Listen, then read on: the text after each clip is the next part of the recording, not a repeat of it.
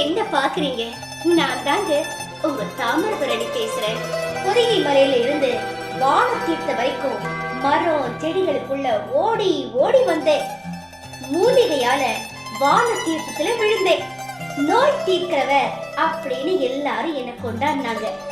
மேலணையில இருந்து மின்சாரம் தயாரிக்க உதவியா இருந்தேன்.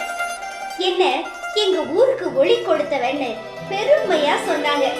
ஆண்டுதோறும் அகத்தியர் அருவியில கொட்டோ கொட்டுன்னு கொட்டுனேன். என்ன தினந்தோறும் ஊட்டின்னு நினைச்சு மக்கள் எல்லாம் குளிச்சு மகிழ்ந்தாங்க.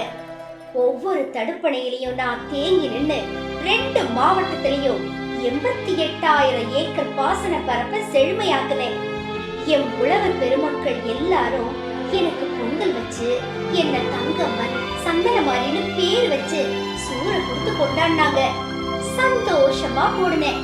என்னை யாரும் வற்ற வைக்க முடியாதுங்கிற இருமா போட இருந்தேன். ஏன் மக்கள், ஏன் ஒரு என் மக்களுக்காகவே நான் அப்படின்னு வாழ்ந்த எனக்கு என்னோட மக்களே சாவு மணி அடிப்பாங்கன்னு கனவுல கூட நினைக்கல.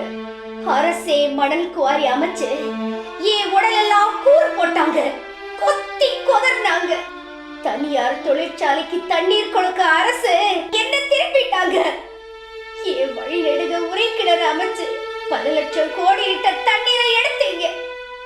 என் மக்களாவது வயிறார தண்ணி குடிக்கிறாங்களேன்னு பொறுத்துக்கிட்டேன். ஆனா மறு நிமிஷமே உங்க கழிவு தண்ணீரை சாக்கடையா என் கூடவே கலந்தீங்க. பொதிகை மறையில மழை பொய்த்து போச்சு. வரும் வழியில நீர் ஊத்து வத்தி போச்சு. இனிமே என்னால வாழ முடியாது. தவிச்ச தவழ்ந்த உருண்டை போரண்டு.